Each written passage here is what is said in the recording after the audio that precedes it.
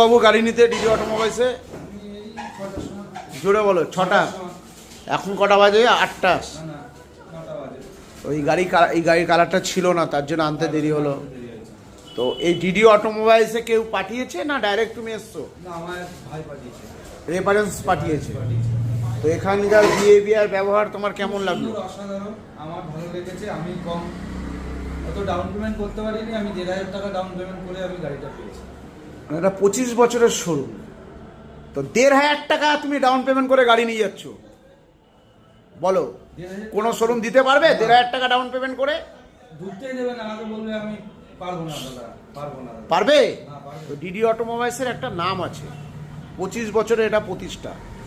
তো আগামী দিনে আমরা আরও কাস্টমার পাবো তো? নিশ্চয়ই পাবে, নিশ্চয়ই আরও পাবে।